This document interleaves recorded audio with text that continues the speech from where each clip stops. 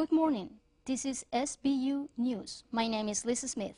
And my name is Mary DeLuca. Good morning.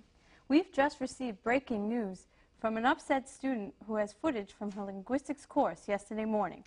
The footage shows what the student described as a class that was concentrating on a know-it-all student while the rest of them were waiting to be taught the material. Let's go to the videotape. Good morning, everybody. Today we are going to talk about complex sentences. I thought we were going to be finishing the compound sentences from last week. You never said anything about changing topics. Well, do you mind if we go back to the next week? Well, I think it's better if we do it right now, but I guess so. Okay, so complex sentences have two parts. Yeah, we know, two sentences put together. Well, no, compound sentences have two simple sentences, as we discussed last week, but complex sentences have... That example, it's one sentence, not two. Can you give a better example? Okay, let's do another one now, and we'll come back to this sentence later, okay? Lisa, I don't think that was the best way for the TA to deal with the situation. Well, let's see what Ms. Piasecki has to say about this. We are going live to Nelson Morales, who is with Ms. Piasecki. Good morning, Nelson. Thank you, Lisa. I'm here at Stony Brook University in the office with Ms. Piasecki. We're going to try to get her side of the story. Ms. Piasecki, were you aware that some of the students in your linguistics class are upset with the way that you spent so much attention on this one student to the detriment of all the others? No, I really was not aware of that, but thank you so much for bringing this to my attention. I'll definitely think of some ways to solve this issue. Thank you, Ms. Piasecki. You're welcome. Thank you. From Stony Brook University, this is Nelson Morales reporting. Now back to you.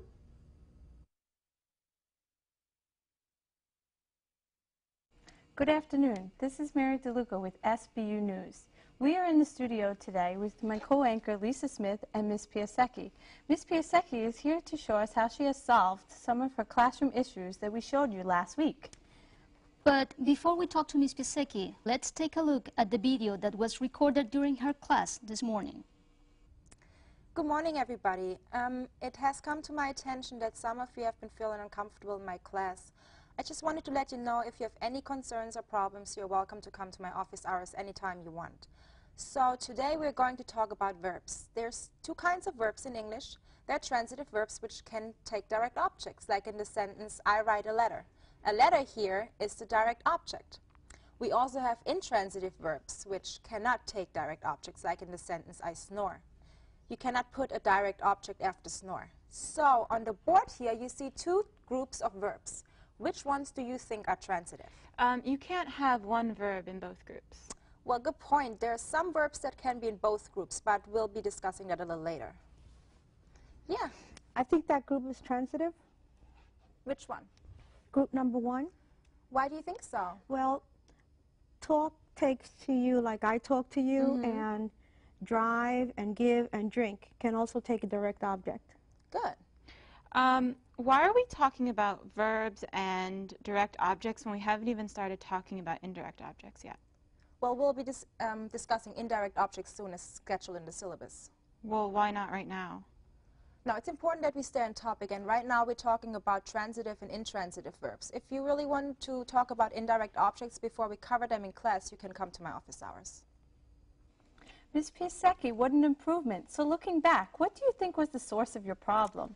Well, I felt really intimidated, so I ended up letting that student dominate my classroom. I realized that she was interrupting me a lot, but I didn't want to be rude since I'm not fully adjusted to American classroom culture yet. I also realized that it's really not appropriate for me to stop my class every 2 minutes to address a student who clearly wants to be the center of the attention. It's just not right that a student dominates a classroom. Well, I think that's something that many ITAs are faced with. But we can see that you're doing things differently now. Can you explain some of those changes that you're trying to implement? Sure. I think communication is really important. If my students couldn't talk to me about their issues, I clearly had a communication problem with them. I have also noticed that you're looking more confident. Yeah, I think confidence is crucial too.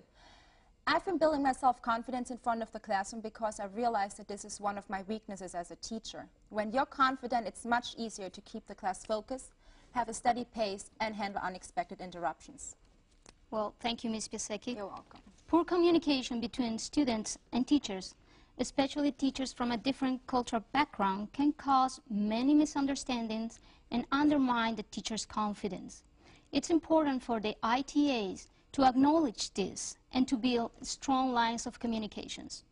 My name is Lisa Smith. And I'm Mary DeLuca. This is SBU News. Thank you for joining us this afternoon.